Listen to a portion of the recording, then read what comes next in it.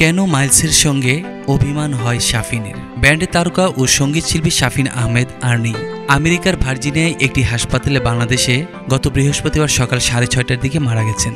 বৃহস্পতিবার সকালে Facebook status দিয়ে বিষয়টি নিশ্চিত করেছেন আর্টসেল ব্যান্ডের ভোকালিস্ট কাজী ফয়সাল আহমেদ। শাফিনের বড় ভাই হামিন আহমেদ বলেন, 20 জুলাই শাফিনের একটি কনসার্ট ছিল ভার্জিনিয়াতে। শোয়ের আগে অসুস্থ হয়ে পড়েন শাফিন। শোটা ক্যান্সেল করেন তিনি। সেদিনই তাকে হাসপাতালে ভর্তি করা হয়। এরপর তার নানা অর্গান অকার্যকর হতে থাকলে তাকে লাইফ সাপোর্টে নেওয়া হয়। তাকে আর ফেরানো গেল না। শাফিন আহমেদের জন্ম সঙ্গীত পরিবারে। বাবা কমল দাস গুপ্তের কাছে তিনি যেমন উচ্চাঙ্গ সঙ্গীত শিখেছেন, আর মা ফিরোজা বেগমের কাছে শিখেছেন নজরুল সঙ্গীত। এরপর বিদেশে পড়াশোনার কারণে পাশ্চাত্য সংস্পর্শে ব্যান্ড সঙ্গীতের প্রতি আকৃষ্ট হন শাফিন। 1979 সালে গঠিত হয় বাংলাদেশের অন্যতম জনপ্রিয় ব্যান্ড মাইলস। এর কিছুদিন পর এতে যুক্ত হন দুই ভাই শাফিন আহমেদ ও হামিন আহমেদ। এরপর চাঁদতারা, জ্বালা জ্বালা, ফিরিয়ে দাও, জন্মদিন সহ বহু শ্রোতানন্দিত গানের উপহার দেন তারা। এত জনপ্রিয়তার পরও 3 বার মাইলস ছেড়েছিলেন শাফিন।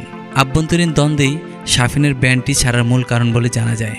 2010 সালের শুরুর দিকে একবার ব্যক্তিগত কারণ দেখিয়ে ব্যান্ড থেকে সরে দাঁড়ানোর ঘোষণা দেন শাফিন। কয়েক মাস পর ব্যান্ডে আবার ফেরেন। 2017 সালের অক্টোবরেও তিনি একবার মাইলস ছেড়ে দেন। কয়েক মাস পর দ্বন্দ্ব ভুলে ফের ব্যান্ডে ফিরেছিলেন। সবশেষ মাইলস ছাড়েন 2021 সালের নভেম্বরে। শাফিন আহমেদ জানান, তিনি মাইলস থেকে আলাদা হয়ে গেছেন। শুধু তাই নয়, বিভিন্ন অনিয়মের অভিযোগ তুলে ব্যান্ডের সব কার্যক্রম বন্ধের দাবিও করেন তিনি। তখন এক ভিডিও বার্তায় শাফিন বলেন, মাইলসের সঙ্গে আমার পথ চলা সেই 1979 সালে। অনেক সময় দিয়েছি, শ্রম দিয়েছি, অনেক ক্রিয়েটিভ কাজ হয়েছে।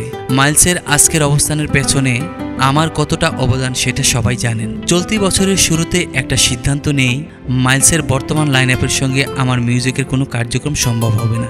বর্তমান লাইন আপের সঙ্গে সব ধরনের কাজ থেকে বিরত থাকব। মাইলস ছাড়লেও সঙ্গীত ছাড়বেন না বলে স্পষ্ট জানিয়েছিলেন শাফিন।